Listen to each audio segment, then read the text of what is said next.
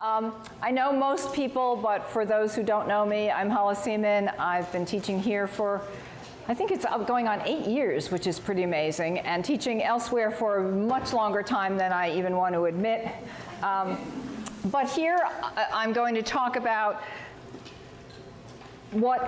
how a small piece of writing grows into a bigger piece, okay? And I think it's kind of a tradition at Fairfield that a faculty member has offered a seminar called From Idea to Book, okay? And that can be poetry, nonfiction, fiction. Mine has a little bit of a middle stage, so I called this From Idea to Story to Book, because that's how actually a lot of my books have grown. There's a middle stage, you know. The idea doesn't immediately leap into book form. It goes through that other form. And we have about an hour. I'm going to kind of talk a little bit and give background and do all that for about, I hope, half an hour, and then I'm hoping to have you guys do some writing and thinking and free writing and talking, okay? So you don't have to sit still for too long. So I started doing a little bit of research in the very vaguest sense on other people who have had short stories that became novels, and how a story changes and grows from one form to the other, and what the difference is. There's really a huge amount of difference in the forms. And one that I realized, because I've loved this short story by the absolutely wonderful short story writer Frederick Bush, who died not too long ago. He wrote a short story called Ralph the Duck. It sounds like a kid's story, and that's kind of part of the story. And it was in Best American Short Stories 1989. And I loved that story. I mean, that story never left me. And then, so 1989, the short story came out. 1997, he had expanded that short story into a novel called Girls. And that was his first commercial success. He was a well-known literary writer, but Girls was a commercial success, and it was an expansion of a short story. So there's one role model. Someone else that you probably have heard of, even if you didn't know this is where the things came from, the famous science fiction writer Isaac Asimov wrote a short story called The Bicentennial Man in 1976. In 1993, it became the novel The Positronic Man. And then much more recently, anybody know what it is? The film and the TV series? I, Robot. Okay? What I wanted you to think about a little bit is the time gaps. That's why I put the dates down. Ralph the Duck, 1989. The novel Girls, 1997. Okay? 8 years. And then there's Isaac Asimov, who had a short story in 1976. 1993, the novel, and by 2005, the film came out, and then the TV series. Okay? Too late for Isaac Asimov himself to get the money, unfortunately, from the film rights and the TV rights. But it also shows people that this doesn't have to be immediate. You know, that there is often an idea, a character you've created, a line or an image in a poem that you've created that haunts you as a writer. It will not leave you alone, and that's the only true sign that it wants to be something bigger, I think, and should go on to be. And I have done this thing sort of essentially twice. So I'm going to show you a little bit of the first one. I wrote a story when I was in graduate school called The Strange, Sad History of Suzanne LaFleche. And it's about a woman who was a very large woman. Suzanne LaFleche is a name she's made up for herself. It's her fat name. She's got a lot of lovers, very sexual, and I sent it out.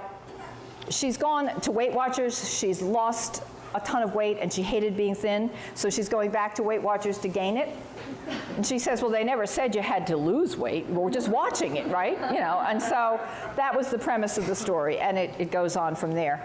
I sent that story, and I had published quite a few stories by then. I sent it out, I don't know how many times, and everybody sent it back saying, nobody's going to read about a fat lady.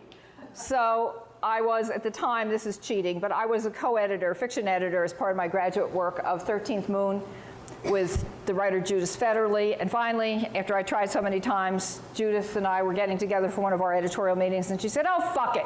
we'll publish it. I like it. I'm like, okay, thank you. So it was published originally in 13th Moon.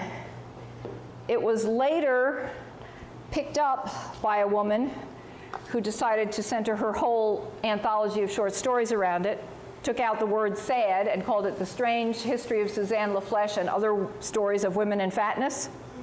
And it covers 100 years of stories of women and weight. The first story in there is by Kate Chopin, and the last story is by me.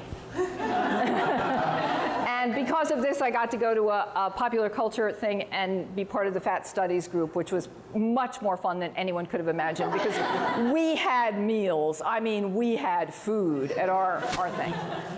Although a whole contingent of people in the Fat Studies group did get up and leave the room when I got up to read my story aloud and said, "You're not fat." And I was like, "But I'm not a murderer either, and I write murder mysteries." And they were like, "We don't care," and they all left. Which made a very good discussion of who can adopt identities for your characters. I thought the murderer thing, yeah, they were men. It's like, okay, sorry. The character of Suzanne LaFlèche, but nothing from that story itself stayed with me. People seemed to really love her, and she was so much fun to write about. All this fleshiness and food and what stuff was so much fun that eventually I wrote a mystery novel called Flesh. She is the main character. She's a graduate student doing her dissertation on cannibalism. What else? In British literature, and there's a mystery and all of that. So that went from being a short story that only used the character, not the story, but the character had stayed with me. So that was one, but I really want to talk about that publisher, by the way. You want to hear true, honest writer stories. I'm going to talk about the one that was successful, because about 17 minutes after this book came out in hardcover, because the publishers insisted it should be hardcover, they went out of business.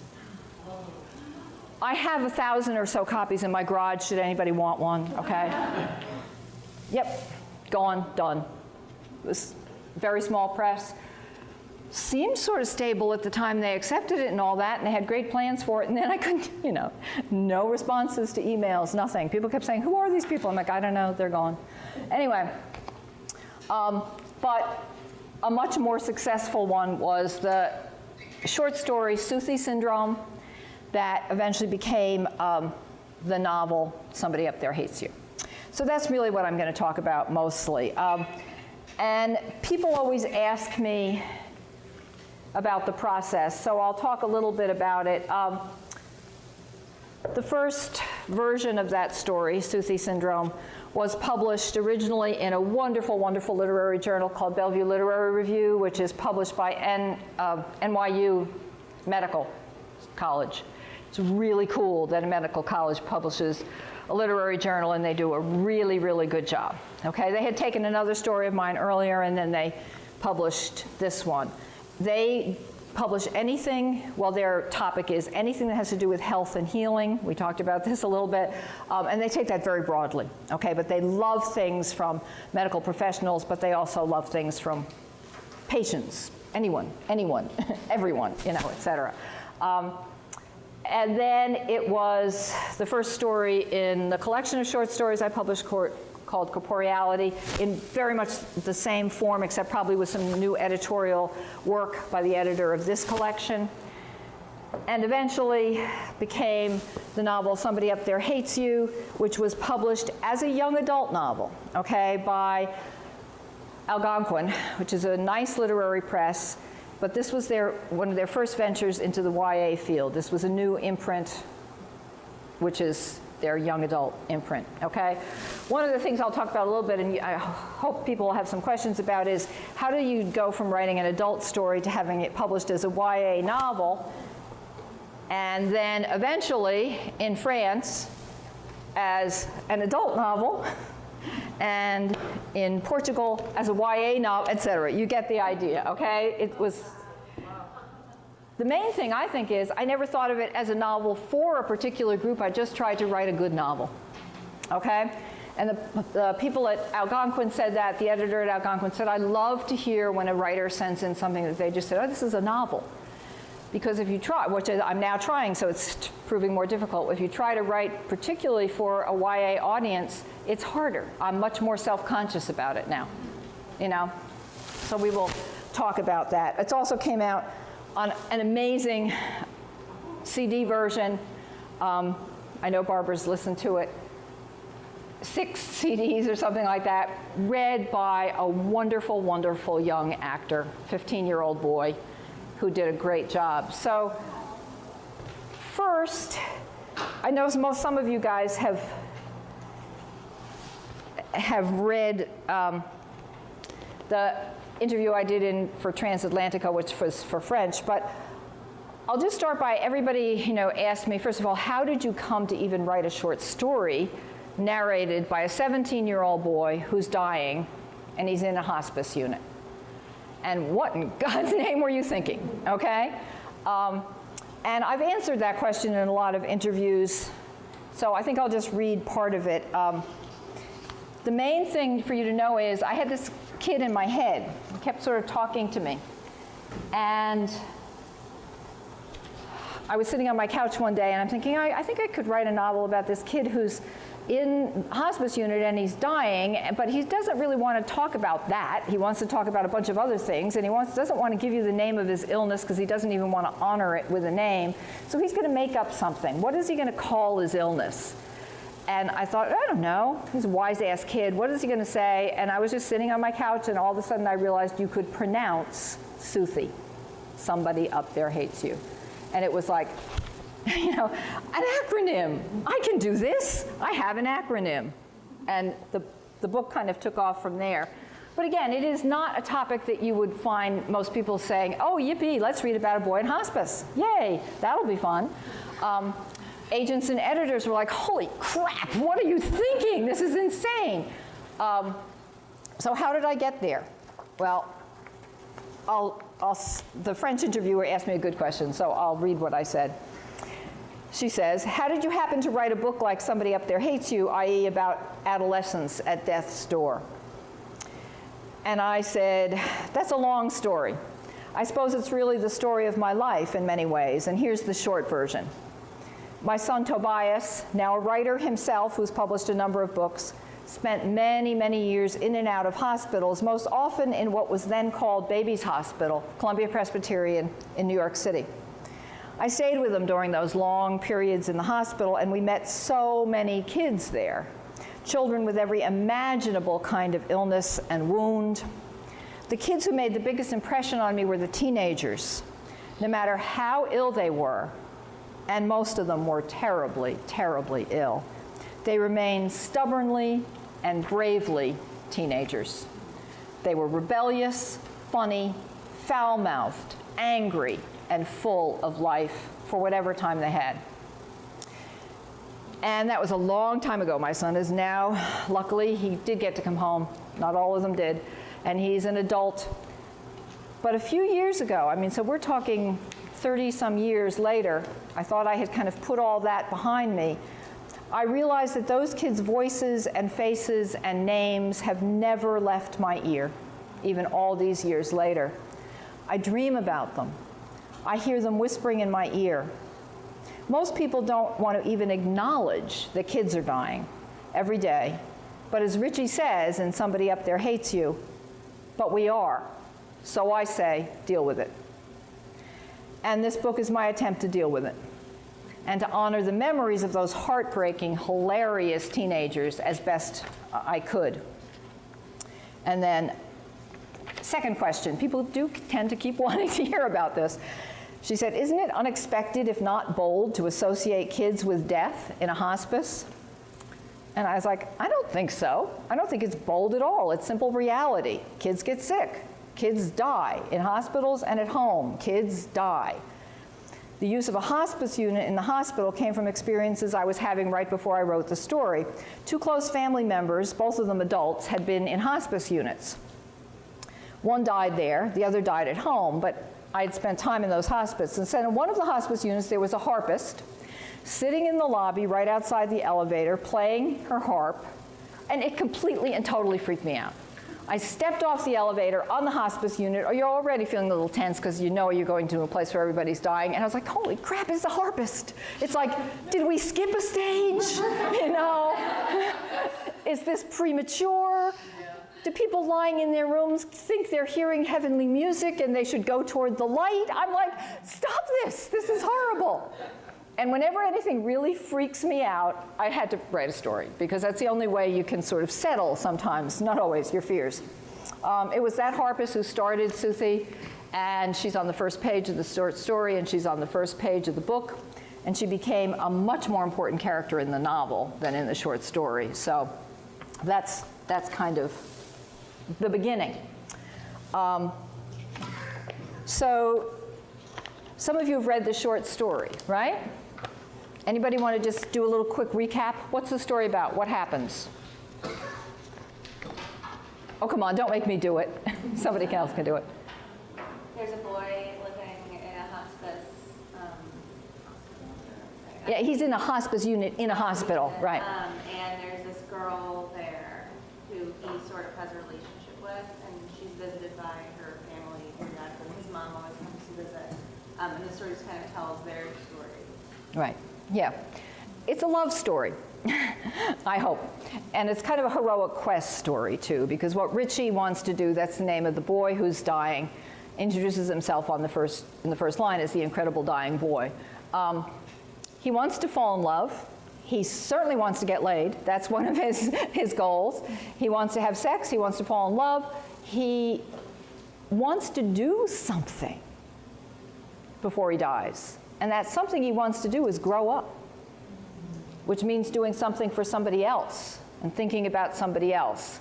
So the first story was an attempt to give him something to do, you know, and to have him have the opportunity to fall in love. And yes, to get out and do all kinds of bad things. He gets out on the novel on Halloween night, and it's a lot of sex, drugs, and rock and roll. So Richie gets to have a few adventures.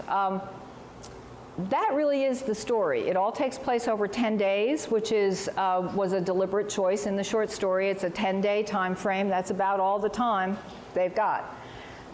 We talk about this in workshop. One of the things that raises stakes in a story is time, right? Time is going to run out. Something has to happen before that.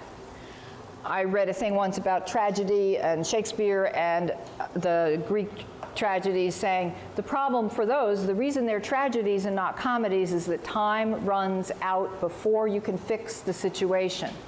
If they'd had a few more days, you know, if this had, you know, time is your enemy. And in comedies, time becomes your friend because you have long enough to get it to work out. So 10 days, time frame, and the same basic setting. The two hospice units that I had hung out in, one had the harpist, and one was set up exactly the way the hospice unit in the book is, where the rooms were lined up and the decor and stuff like that. So setting was huge for me. So I had written the short story. It had been published in that magazine, 13th Moon. Not 13th Moon, excuse me, Bellevue Literary Review. I got great feedback from the editors there. And I said, okay, now I'm kind of done with Richie. I don't have to listen to him anymore. I've written his story. And you know, the kid wouldn't shut up. He just kept talking to me, and I thought, I didn't give him enough to do. There's more he could do. So I had what I thought was a wonderful idea, that I was going to expand the short story into a novel. And I told one of my wonderful writing mentors, someone who had been my mentor when I was doing my doctoral work, Gene Mirabelli, who at 86 has just published his new novel, so a fine mentor. I said, Gene, I'm going to expand this story into a novel. And there was like resounding silence. And he was like, why would you do that?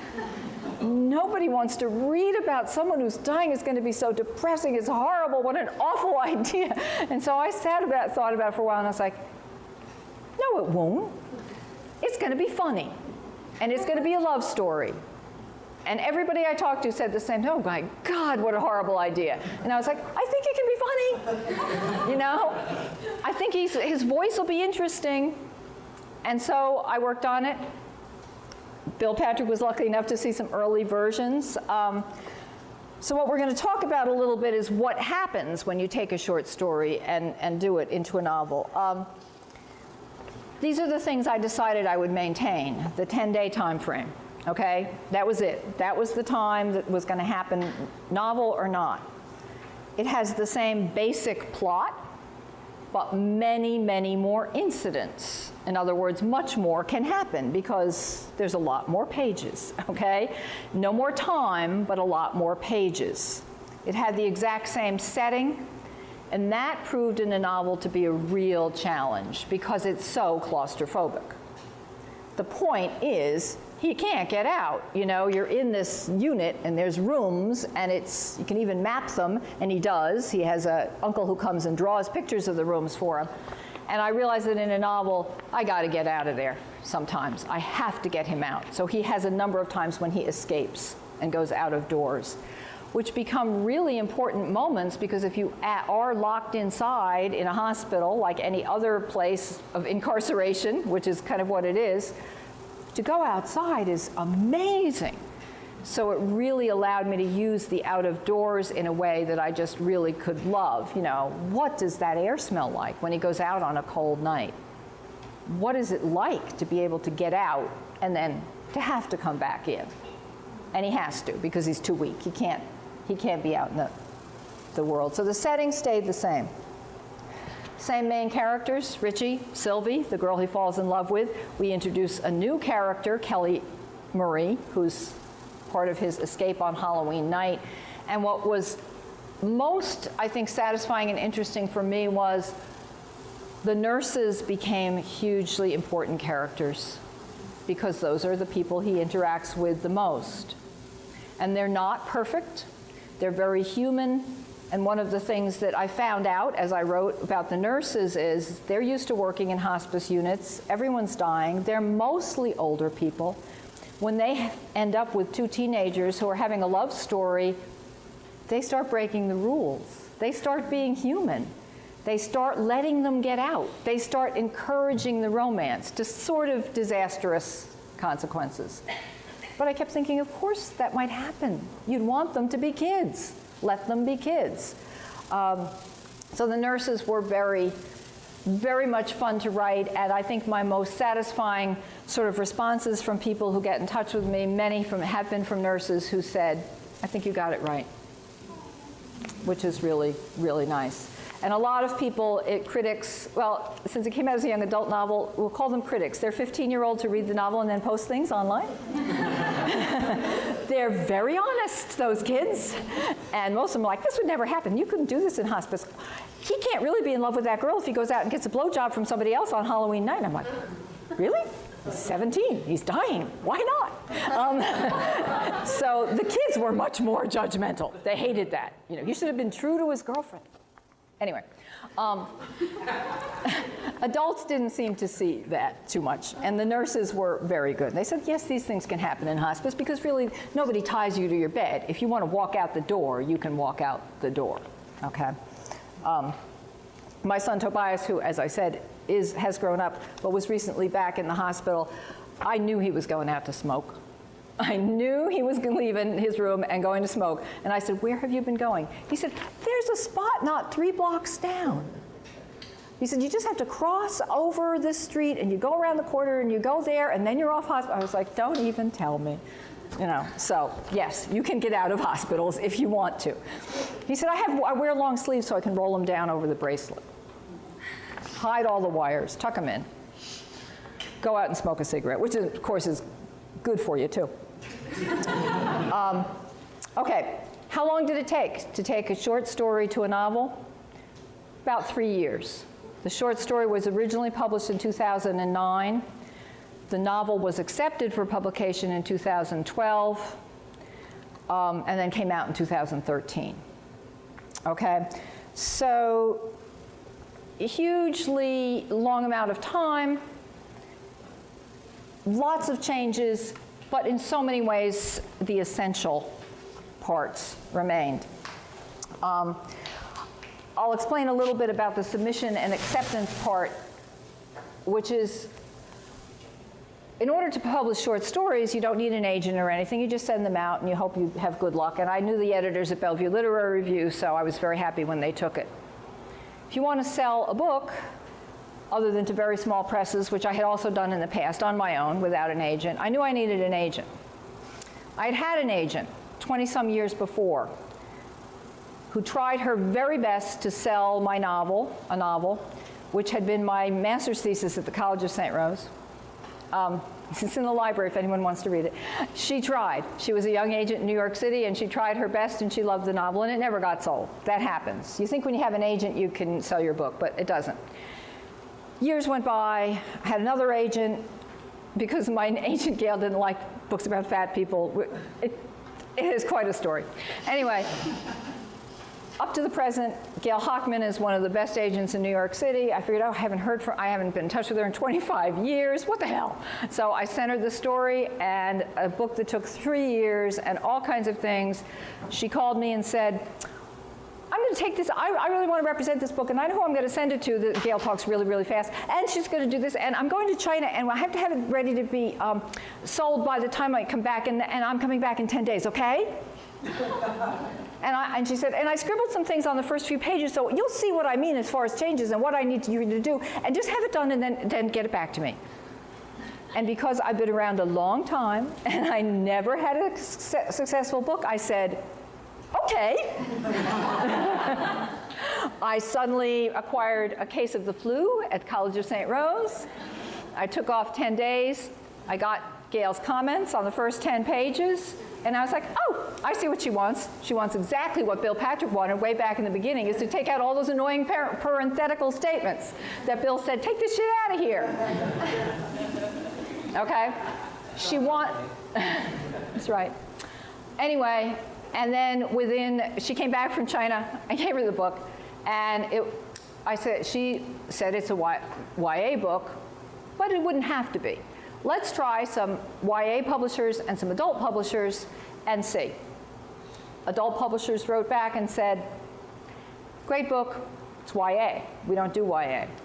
So by her wisdom and connections, she got in touch with Algonquin because she knew they were starting a new YA imprint. And the best thing that can happen to a writer is if you are the first book in a new imprint, because they are going to pour their marketing bucks into that. They had 5 books coming out, and they were going to market those things, up the wazoo.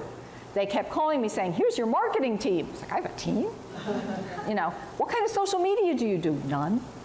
Okay, we'll do it. I'm like, okay. They're all cheerful. They're totally full of energy. Gail negotiated an actual pretty big advance. There was money. I'm like, money? There's money? And all of that happened. I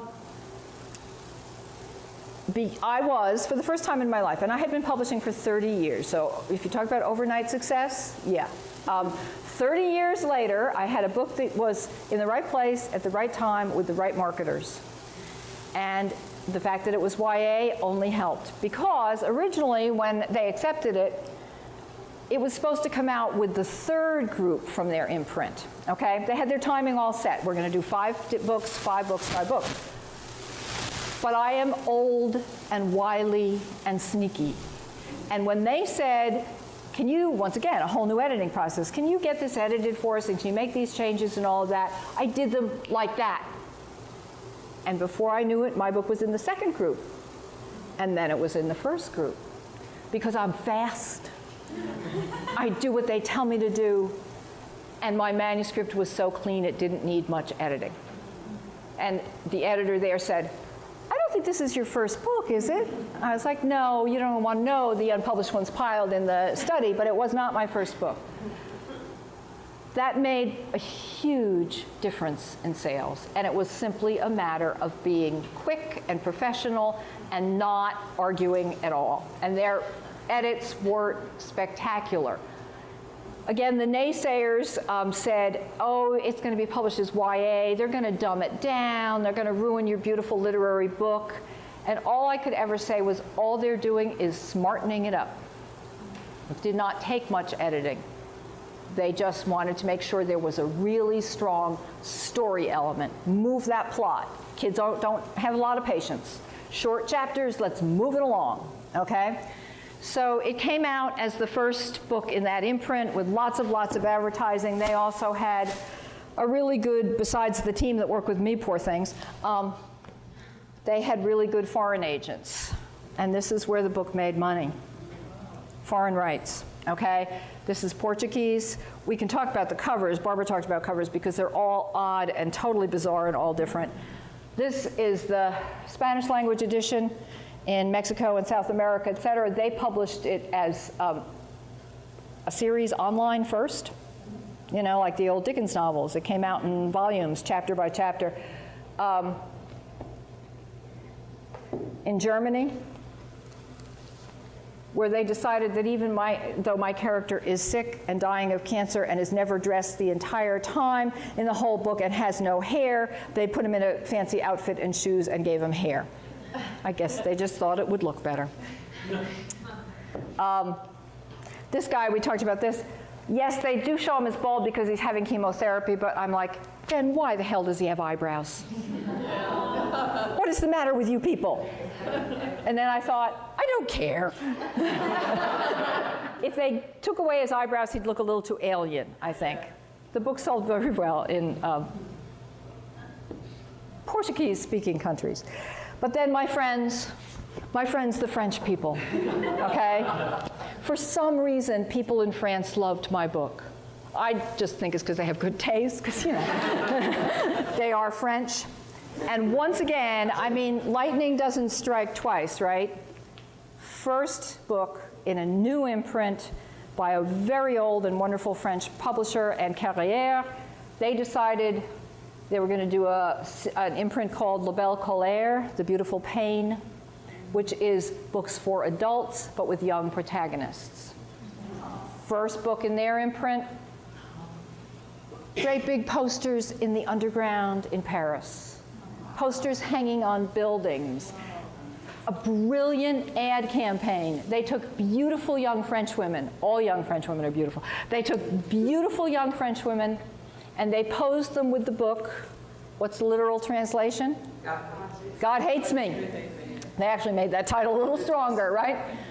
All these beautiful young women smiling, saying, God hates me, in all of the subways. It got picked up by other people who all posed with the book saying, God hates me, and posted pictures all over the place. Okay? They were extremely happy because they bought the foreign rights for not much money, and they sold the paperback rights for a fortune. Okay? Same book, different cover. I like this cover, actually. It's the heart monitor thing, but up here there's a heart, and you can't quite see it on this one, but on the bigger version, there's a skull and crossbones at the bottom. So it was clever, visually clever. So again, you never know, you know? A book that everybody told me not to write, a book that I loved with all my heart and soul. I've been a writer for 30-some years. My income from writing was in the negative numbers because in the old days you had to put postage on things and send them out. I was in such hock from sending things out that I had never made a penny. Okay? Again, it's not all about money. Barbara talked about money too. However, I will say, because you're all writers here and we can be honest, somebody up there hates you paid off my mortgage. You know? It'll never happen again. It happened once. Once is enough if you've been writing a really long time. And what made me happier, well, I like money. Even happier than that was that I think it's a good book. I did not sell out to make money. I wrote a book that was incredibly close to my heart and got lucky. I mean, for the first time in my life, I got lucky. As opposed to your book comes out, you're all excited, and the publishing company disappears. Okay? Hey, maybe once you get a good bolt of lightning. So that's basically it. Does anybody just have any questions just on that process? And then after that, I can have you do a little writing. Yeah. Was this the only short story that you turned into a novel or tried turning into a novel? That one, Suzanne LaFleche one and this one, the only one. Okay. Yeah. I have a new short story that I've been thinking about, again, with some encouragement about perhaps turning it into a novel. Along with what wonderful, do you want to say a word about the bad luck of the fault in our stars and the timing? Oh, that was another thing, yes. Oh, that John Gray. All the 15-year-olds in the world who loved The Fault in Our Stars by John Gray wrote online, because they do, said things like, this is just a ripoff of The Fault in Our Stars, and it's nowhere near as romantic, and I don't understand it anyway, and blah, blah, blah, blah, blah. And I had to stop myself all the time from saying 2009 my story came out. If somebody stole somebody's story, who was it? Okay? My editors, that was one of the reasons they weren't sure if my book could come out with the first group, because it was too close in time to the publication of A Fault in Our Stars. And then finally they just said, we don't care. But it helped in some sales in some way, because librarians, who are authors' best friends, put it on lists of things like, if you liked Fault in Our Stars, you'll love this book. That didn't turn out to be true. They didn't. But they read it, you know. It's on a lot of high school reading lists, brave teachers. I get lots of inquiries even now from high school students saying, could you help me fill out my worksheet? And I was like, no, I'm a teacher. I'm not helping you fill out your worksheet. It's a mixed blessing, okay? It's irritating to me because I did not steal the idea from John Gray. I swear to God I did not. And they're very, very different books. So they really shouldn't even be on that, if you love this, you'll like this type thing. But as a marketing ploy, all right. Yeah. If I recall, didn't his book, like, visually, didn't have, like, the clouds on the cover? Yes, it did. Did it? What? That was not intentional. I think that is just, like, a turn of either bad or good luck. Well, other people, but then my novel came out after his. So some people said later, you shouldn't have put the clouds on. Yeah.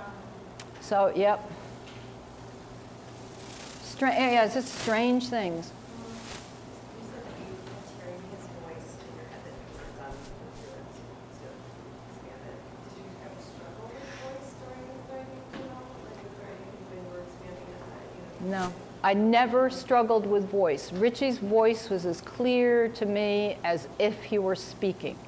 And when, I don't have a copy of the hardcover here, when the hardcover book came out, you know, you have a flap, and you have the flap copy that sort of tells you what the book is about in there, that people read to see if they're going to buy the book. They wanted to rewrite the flap copy, you know, tell what the book is about. And the editors were horribly unsuccessful. They had a good idea. And finally, I said, how about we let Richie write it and I'll write it. I probably have lost his voice now. But at the time, I could write anything in Richie's voice. It was 3 years embedded in my head. Has he stopped talking to me now? Yeah. But and now, since I've heard it read aloud by a really wonderful young actor, now his voice is in my head. And when I go to give readings, it's hard for me not to sort of imitate his intonation. Because it was so good. He's 15, his voice kind of cracks, it has that adolescent boy voice. And I was like, oh, that's right. That's what it would sound like. So this one sort of replaced the one in my ear. Like if you read a book and then see a movie and, you know. The movie rights haven't been sold yet. If anyone knows someone who wants to make a really great movie, it won't be depressing, we promise. It'll be funny. Yeah. There have been a few offers from, they wanted to make a French TV series out of it, but they were a bunch of young French guys who had no money at all, and for some reason my agent didn't think that was a good deal. You know? Nothing out of nothing. So, yeah. How much control, if any, did you have over those foreign versions? None. hard for you to relinquish that control, or were you happy to let it go? They were paying me in euros. I'd have given them my firstborn child. No, I'm only kidding. I had no control whatsoever. I just get a percentage of the foreign rights sales. There was apparently a bidding war in Germany, and it went up. Somebody asked me once, well, didn't you at least get to approve the translation? I'm like, what? Like, oh yes, my Portuguese is so good that I will be able to tell if they did a crap job, right? I can read slowly and badly French, okay? So I did read some of the French to hear that she turned it into French idiom, the way a French teenager would talk, not the way an American kid would talk. And she had been translating for 30 years. I had some back and forth emails with her. She just told me mostly that, what she liked about the book. So no, I have nothing to do with that. Nothing at all. That's done through agents. And trust me, agents know what they're doing. You don't want writers negotiating financial deals. I would have said, yeah, I said $5. It's good, I'll take it, I don't understand the contract. I have no idea. I trust my agent implicitly. I always say, Gail, is that good? She's like, honey, it's fine. When I got one check that had all the foreign rights money in it, it comes from my agent, comes through the agent. They take out 15%. They deserve it. I wrote back and said, this is how stupid I am as a writer. I wrote back and said, I got the check that you said you deposited in my bank account, but I think you put the decimal point in the wrong place. And they wrote back and said, this is Gail again, said, honey, we didn't. And so I wrote back and said, thank you. And she wrote back again and said, honey, you earned it. It's like, really? Nobody ever told me that this could happen. So, yeah. No control, but leave it to the professionals, okay? Leave it to the people who know what they're doing. Someone said it may have been a mistake to have the clouds, you don't have control over that. No, as Barbara and I talked about, no, it's in most people's contract. In fact, it says the writer has nothing to say about the cover. They were nice enough to ask me for my idea, which was terrible, and then ignore it completely, okay? They have staff, they have visual artists. They make the decision. They told me they wanted something that would catch the eye, so the color. And they wanted it to be a book, which is very unusual in the YA field, that both boys and girls would read. So it can't look too girly, it can't look too boy-y. They said, we have to have a book that high school guys will not be embarrassed to carry around the halls. Who knew? I never thought of that. It was like, the book was assigned reading, But anyway, so they tried for that kind of cover. Yeah.